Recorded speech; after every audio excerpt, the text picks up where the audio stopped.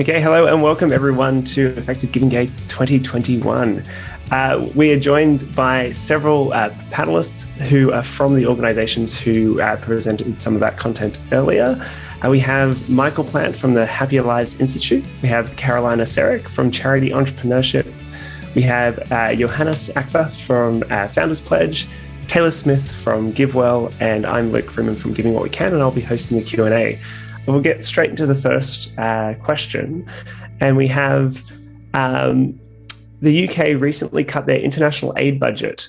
Would we have more impact by trying to reverse that change than by individual small charitable donations? It might work and have a huge impact, or it might make no difference whatsoever. What is the role of set-team giving? So a few things in that. Look, influencing aid budgets is a great thing to do.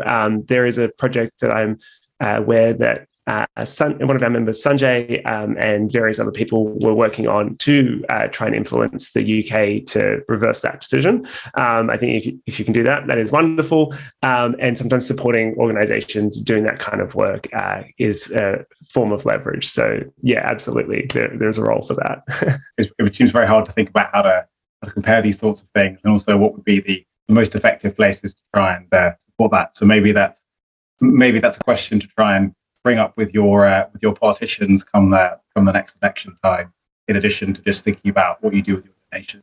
We noticed that the organizations we start in the policy space are able to make considerable impact in potentially more cost-effective way than some of the direct delivery organizations. So we are definitely interested in potentially working more within at least the global health and development policy. We have not started or incubated or in-depth research aid budget, trying to influence aid budget yet, although we will have upcoming report on improving aid quality as well in the future. So we might have a better answer to that questions in a couple of months' time. But in kind of just to address this question at this point in time, it seems that if, of course, is not the effects of aid budgets are not only depending on the size of the aid, but also the quality of the aid. So that's kind of another factor that will have to be taken into account.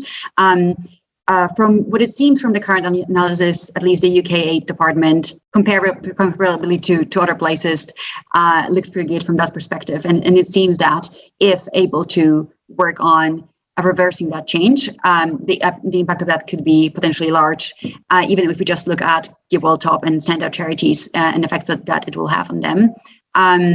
Probably Tyler can speak more to that. But of course, the probability of success of something like that is, of course, much smaller. So here, I think it's more of a trade-off between a very low, potentially very low, like lower likelihood of success versus and potentially larger scale impact versus maybe a higher certainty and probability of success, and also still pretty big impact. So I think it's kind of like trade-offs of those factors. So we have a question here for GiveWell that I'll throw to Taylor. It's about, it's from Sonia. It says, I read in Defoe and Bandery's 2019 book and a 2020 IPA paper that the best versions of the graduation approach are likely more effective than cash transfers. Why has GiveWell chosen to prioritize cash transfers above the graduation approach? I guess I'll just say GiveWell, I think, we're as excited about these recent studies on the graduation approach as anyone else. I do think that early results from some tests of this approach look really promising.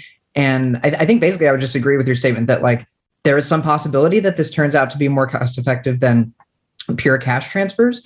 I think it's also the case that there were earlier studies maybe done in the 2012 or something that showed less effects than the more recent ones. So I think the evidence base currently is just still a little bit small.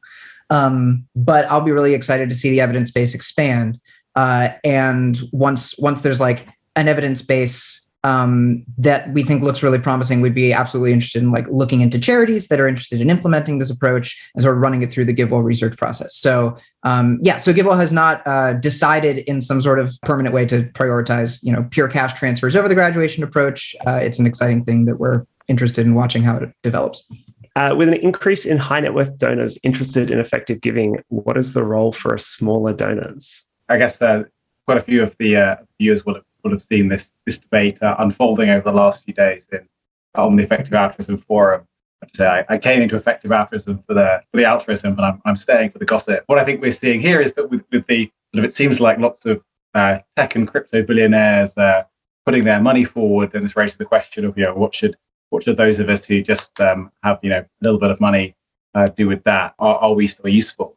And I think the answer is yes. Perhaps not quite as useful as you would have been before if there was less money, obviously, but it's still an enormous amount of impact you can have, particularly relative to other sorts of things you can do with your time.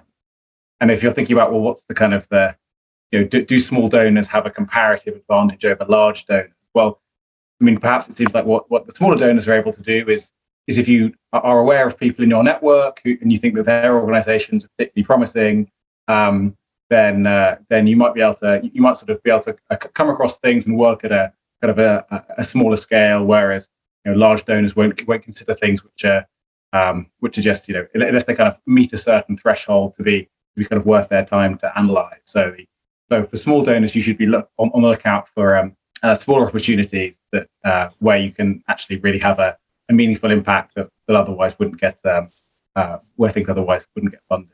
Yeah, I would very much agree with Michael's, especially last point, where basically smaller donors could support smaller projects at the same time, potentially supporting them very early on and helping them develop the programs that need currently as the same level of cost effectiveness as some of the kind of more obvious giving opportunities that other donors otherwise would fund, or even maybe a little bit more cost effective than those, but too small for donors to, first of all, be able to source and then vet and then evaluate in depth. And through supporting small organizations and helping them develop, maybe in the future, those could become organizations that are qualifying for funding for some of the bigger donors as well. So potentially your impact is not only the direct impact you have on the small organization, but potentially also developing to the level that other funders could fund them at larger scales. To some extent, of course, everyone wants to count their contractual impact to some extent for everything.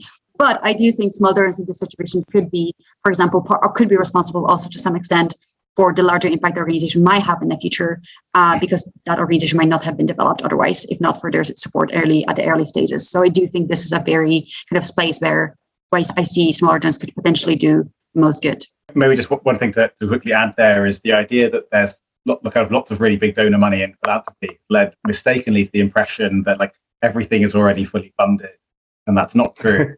So if you find an organization you like, perhaps some of those that have been mentioned in the rather slick video today, then don't assume that they're already fully funded. Go and ask them and find out. There's some of them will be, but others I think will be able to make really good use of it. And also some large funders intentionally only fill a certain portion of an organization's budget, so that they're not overly reliant on single donors. Taylor, I'm aware that GiveWell has been navigating some of this a lot recently as well. Did you want to share where you guys are at? I think what Karolina and Michael have said is like very reasonable approach for ways for small donors to be thinking. But I will also just echo that the existence of like large funders and the big increase in money that's been moving into effective altruism does not mean that everything is like fully funded. As the video mentioned, GiveWell thinks that we will be maybe able to move $1 billion a year by about 2025. But we do expect that like a substantial portion of that growth in our money moved is going to remain coming from small donors. That number is not coming from, we think, very large donors are going to move in and like take care of all of the funding opportunities we're going to find. GiveWell's focus for the next, several years during that time really is to identify a much larger like amount of room for more funding. We hope to identify lots of really cost-effective giving opportunities for us within global health and development, which we think will be an opportunity for small donors to have impact just as they had, have in the past. I think it's a really interesting time. I think like wrestling with the questions, like what is the marginal impact for me as a small donor, given what I expect large donors to fund, is a really important thing to be thinking about. But I also think that there just in over the next few years is going to be a lot of room for small donors to contribute and make an impact. So I might also very briefly add that when we are thinking about small donors, of course, it makes sense that we are focusing on the impact of their donation. But some organizations, there's new organization that we mentioned in the video, High Impact Professionals, where they basically not only try to reach out to people who are doing earning to give or other forms of support for financial organization, but also combine that with potentially bringing some other knowledge and that small donors can bring to the movement and help support charity sectors a little bit as well. So maybe a person who is doing earning to give in a hedge fund might at the same time contribute a little bit on how to make good decisions under risk or under uncertainty, and kind of donation being just part of the way they contribute to the charitable sector instead of, but also contributing not only with donation, but also kind of the knowledge and expertise that they might have developed because of their career in other sectors. We have a question for charity entrepreneurship. So Karolina, how do you attract more talented and successful entrepreneurs into the charity sector? In short, we're working on it to figure it out how to do it in the best way. And also to what extent kind of entrepreneurs from the for-profit sectors are actually a good fit for non-profit entrepreneurs, because of course there's some overlap that could be fine. For example, let's say thinking in terms of expected value is something that will be, of course, quite common for charity entrepreneurs and for-profit entrepreneurs from outside of the sector. But of course, there will be some meaningful differences between those two groups as well. And basically we are working to determine to what extent this is kind of like actually the best target group. I do still think that, entrepreneur effective altruists definitely are, extremely good fit for funding effective nonprofit as well. And when it comes to how to attract successful entrepreneurs into charity sectors, there's a couple of, first of all, putting it on the menu as an option. I think, when someone is entrepreneurial, the very default option is to either start a for-profit startup, or in more recent years, social enterprises have been becoming more common and popular, just because there is kind of that in the general population growing support of socially motivated startup as well. But nonprofit entrepreneurship specifically haven't been spoken much about. So even just putting in as an option on the menu for people to choose from, I think there's still a lot of untapped potential there. I do think there are some common misconceptions about working in charity sectors or nonprofit entrepreneurship, for example, that you do need to have like a personal story in order to start an organization with that field, or you do have to be domain expert from the very start. And that's not something you can gain through additional learning, or, for example, that NGO model is not sustainable from fundraising perspective. So I think challenging some of those kind of common misconceptions that for-profit entrepreneurs could have about charity sectors could be a way to kind of attract them to this space a little bit as well. And I do think, to some extent, showing by example some successful nonprofits that have been started by ex-for-profit entrepreneurs seem to be like a good approach that is just speaking to people. And of course, the old boring impact analysis of social enterprises and NGO entrepreneurship, and actually showing that it could have a really meaningful difference on the outcomes for the beneficiary of the programs if someone is pursuing more like a mixed model where they're both trying to maximize for income or for their revenue and for impact, versus what will happen if they just try to maximize for impact. And often those answers will be quite different. So I do think that if we do find socially motivated individuals, it's a little bit like with promotion of effective giving. There is some work to be done to kind of show the difference that it makes, and then what could be the consequences of it. We have another question that says, I rarely see political lobbying mentioned as an effective use of time and resources. Why is that? Okay, I guess there's like lobbying would not fall under charity, right? But there is advocacy, which is kind of less political, but still aimed at influencing policy. And I think there are many EA causes where the organizations that are supported, this is all that we fund. So this is maybe just a misconception, or maybe this is, I guess, given that global health is so heavily focused on direct interventions, but certainly for climate, we are only funding advocacy at this point, and very consciously so, because we know the resources of philanthropy are very limited compared to overall societal resource mobilization. So it's like several orders of magnitude of difference. And we also know in climate that kind of the resources that are thrown at climate are very poorly allocated, and we can actually improve this. So there's actually a huge positive leverage from advocacy. So that's kind of how we're thinking about this. But I think also across many of the like long-termist causes, that seems to be the dominant theory of change as well, right? Where a lot of the organizations are doing advocacy or lobbying, some form of lobbying, policy influencing as well. The groups that have incubated for our program are very much focusing, at least so far, on the advocacy side of policy work. So we, for example, have LEAP, which is lead exposure elimination project that is working on basically banning lead paint that are used and still is used in many countries and contribute to lead poisoning, that has both kind of health but also cognitive and developmental effects on children and affect their future incomes. throughout the whole life. So that could be an example of organization that is focused on policy work, and within 6 months of incubation, they were already be able to not only meet with governmental officials in Malawi, but actually kind of led them to commit to ban lead paint in that country already. And now they're scaling up to multiple other countries, piloting programs in Botswana or Madagascar and Sierra Leone, and potentially many other countries. The kind of answer why maybe we are speaking a little bit about political lobbying or political advocacy is, at least in some countries, there is limits on charitable organization and foundation that on amount of funding they're able to spend on political activity. So it depends on their country and status of organization. Some groups might not be, some foundation might not be able to spend 5% of their budget on political activity. So that's just kind of like hard cap that they might have. So that's just some limitation, and maybe potentially space for smaller donors that are not related to any big foundation organization to have that impact in funding the policy work that other donors are not legally able to do. It could be a potential way to contribute as well. We've got one for Happy Lives Institute. Why do you think well-being isn't more widely used as a key metric? Maybe I should sort of explain for those who aren't familiar, what the idea is in the first place, and then talk about sort of the adoption. Yeah, so Luke very helpfully started by saying, well, look, one thing we can all agree matters at least a bit is happiness. And it turns out there's lots of research on happiness and well-being. Economists and psychologists have been piling it up over the last few decades, and just in the last couple of decades, it's really started to take root. So many of you will have heard of things like the World Happiness Report, sort of know that the Scandinavians are the most satisfied with their lives. So the idea is that what we care about is people's lives going well. So why don't we use their self-reports, 0 to 10, how satisfied are you with your life nowadays? How happy are you throughout your week?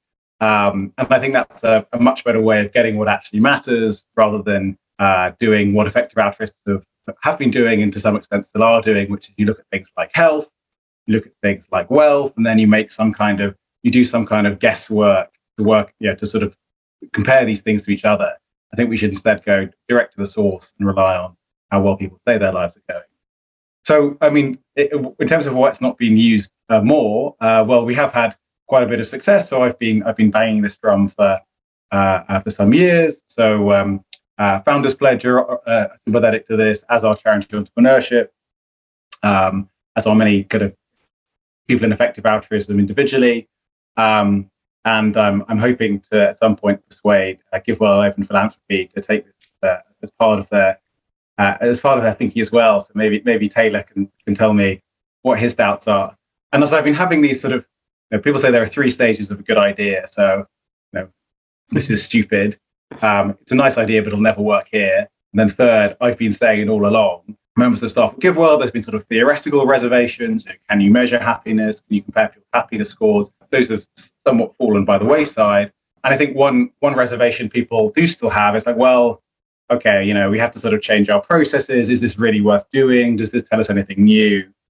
And I think we've now convincingly shown that it does, and it gives us a new perspective which otherwise we would miss. So as the video mentioned, we did this couple of big comparisons of cash transfers to therapy in low-income contexts, and we found that finding people who are depressed and giving them therapy is about 12 times more cost-effective than just handing out cash transfers, even to people who are very poor. And we did this by looking at the effects on subjective measures of well-being. We had mental health scores, things like happiness and life satisfaction. We aggregated them in some very clever and sophisticated way to be able to do the comparison. And so we think this approach is sensible. It can tell us something new, because the approach, because otherwise it wouldn't be obvious how you would compare the health and sort of therapy to cash in terms of its impacts on income or sort of standardized health metrics. So we think it helps you to make comparisons in a new way. It does teach you new things. We've learned that the mental health is, for some people, much better than you would have expected. And so we're hoping that over the course of time, if people see some more of the evidence, we'll get more people on board with the idea that if we want to make lives happier, we should just rely on how happy they say they are and use that instead of our own instinct. After all the attention given to COP26, do you think there are still neglected areas where donors can have significant impact? Yes, they are. We just have a new report on this. And I should be honest, I was skeptical about this as well, not because of COP26, but because of the Bezos Earth Fund, which kind of single-handedly doubled climate philanthropy. So I was kind of about to quit my job and say this doesn't make any sense anymore. We should spend our money elsewhere. But we actually looked into this in quite some detail. It's all in our new report that we launched today, and there remain like huge blind spots. Essentially, if you look at how climate philanthropy has changed, there's lots and lots of attention to forests and other natural solutions. There's lots and lots of attention to renewables, and then there's very little attention to almost anything else. And in a way, even though Bezos has kind of doubled climate philanthropy, he's kind of reinforced those traditional biases of climate philanthropy that exist. So in a way, there are still like hugely neglected spaces. You just have to kind of dig deeper. So you kind of have to look into the detail. It's not like animal welfare that you can kind of give to a good farm or average farmed animal welfare charity, and this will be like reasonably high impact. That's not true in climate. You have to dig deeper, but then you can find those around neglected technologies, around neglected approaches, etc. Yeah. Many people know your top charities, but not many know about your incubation grants program. Can you tell us more about that? For sure. Yeah, thank you for the question. I do think it's the case that this is sort of a less foregrounded part of GiveWell's work. So in addition to moving money to our recommended charities, GiveWell sometimes makes what are called incubation grants, which is just sort of our name for money that we allocate that isn't to our top charities. And these grants serve a number of purposes. So one reason we might make an incubation grant is to fund academic research to evaluate a program in order to build the evidence base for the program, or gather evidence that GiveWell would need to see in order to evaluate whether this is a program that could potentially be implemented by a top charity in the future. So sometimes there's a program that like looks promising, but it hasn't been tested at a large enough scale, or hasn't been tested using like a trial setup that we would find compelling. And so we'll fund that. Another reason that we make incubation grants is something that's been mentioned a couple times during this session already, which is that sometimes there are organizations that are at an early stage of their existence as an organization, and they need funding in order to scale up and sort of demonstrate their program at a larger scale. So GiveWell's recommended charities tend to be things that have track records of effectiveness and have a lot of evidence around the fact that their program works. But this means that they are charities that have existed for a while. And sometimes we identify an organization that we think has the potential to become a recommended charity, but is just new and needs sort of that early seed funding to scale up. So we make grants for that reason as well. And then the third sort of category of incubation grants is we'll fund monitoring and evaluation of existing organizations. So sometimes an organization is like scaled up to the level where it could potentially be a recommended charity. It's implementing a program that we think is really good, but there isn't necessarily like monitoring data about that charity itself. So this is sometimes for charities that we're considering. And then also we have funded monitoring and evaluation for our existing top charities to sort of keep track of how their programs are going. And so if you're interested in looking at the list of incubation grants GiveWell has made, you can go to our website, just search incubation grants, and you can see the sorts of things that entails. Yeah. Another question open to the floor is, what are the best ways you've found to talk about or introduce people to effective giving? On an individual level, I honestly find it's like talking about anything else that you are excited about and care about. Is you're sharing your personal perspective. You're not preaching and trying to convert someone to do something you want to do. No one likes to be manipulated. So yeah, I will say, like, I went to this event this morning. It was about effective giving. What's that?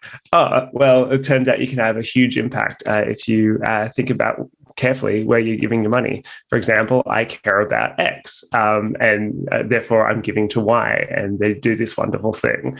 It's like making a recommendation for a television show. People like to hear the things that you're interested in and that you care about, and providing real examples in your own life of the things that you are giving to and why you're giving to them and why that makes sense.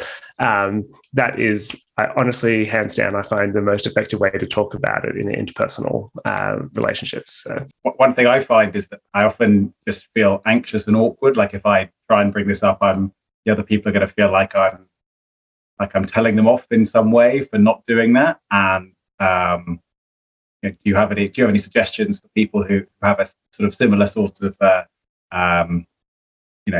like set of thoughts?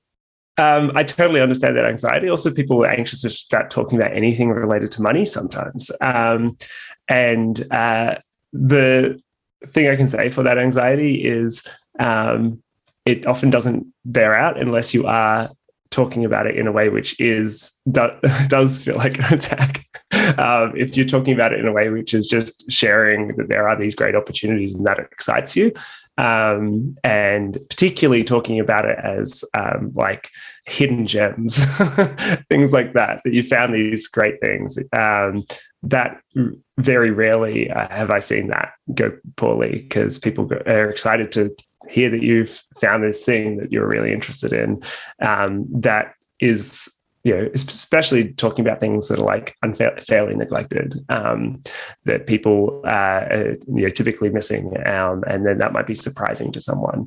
People generally lean in with curiosity, and often you're doing someone a favor, is you're sharing with them a way that they can have a huge impact. If I hadn't had people before me who'd looked into this stuff and been willing to share it, I wouldn't have this opportunity to have an impact myself in this way. Well, we'll have one, maybe two questions left. How do you follow up with your recommended charities and make sure the programs you recommend do not cause damage or have negative side effects, e.g. bed nets going into rivers or piling up in dumpsters? Yeah, great question. So I guess I'll take the second part of that question first. Looking at sort of potential negative externalities of programs, that's something that we would typically look into during like the first stage of our research process. So just for some context, the order in which GiveWell's research process typically works is that we start out not by looking at a list of charities, but by looking at programs. For example, bed net distribution, as the asker mentioned, and looking at the academic sort of literature about that program. And it's at that stage that we would look into, is the program effective at what it is trying to accomplish, but also are there sort of negative externalities that we want to take into account? One that sort of got a lot of press is this like bed nets being used for fishing, which maybe is what the question is referencing. But another one about bed nets that we take pretty seriously is the development of insecticide resistance in mosquitoes. That's a thing that we think bed nets can potentially cause. And we try to incorporate all of these potential negative effects into our initial like effectiveness analysis of the program, even at the stage before we're looking for specific charities that are implementing the program. So that's a really important part of it. And we incorporate that into our cost effectiveness analysis. And sometimes we end up sort of concluding that a potential negative side effect is unlikely. But other times we do incorporate like a downward adjustment for the potential for this thing to happen, which will make the program look less cost effective. So we definitely don't want to gloss over things like that.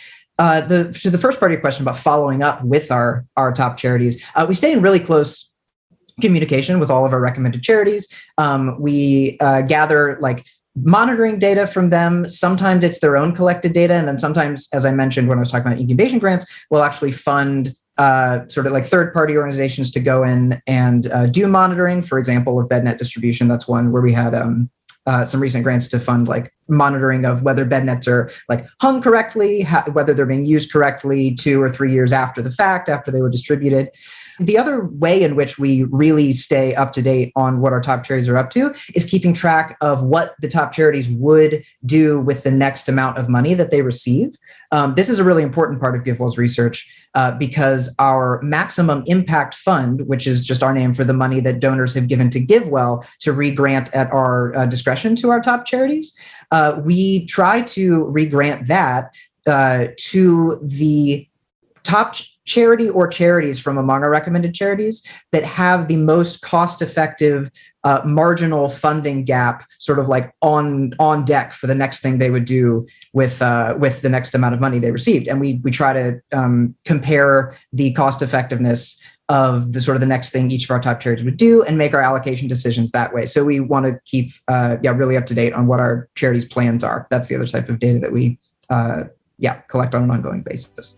Wonderful. Thank you. Well, we're running to the end of time, or end of the universe. We have an immediately adjacent event that is German speaking, so we need to get off the Zoom so they can use it. But I want to say thank you all for your time today, especially to our partners for providing all of the resources, and for the panelists today for sharing such fascinating insights. The links to everything will be available on our blog. I've also just shared a link in the chat that you can use to give feedback. If you can also opt in to receive a free book on effective altruism, and a giving guide, which has everything mentioned today. Something that's quite easy to share with friends and family as well, if you're asking about how to share effective giving. Thank you all very much. And this will be available online as well. As currently just being streamed to the Facebook page, but we'll be posting a cut down version on our YouTube as well. Thank you all for your time today, and have a good rest of your Giving Tuesday.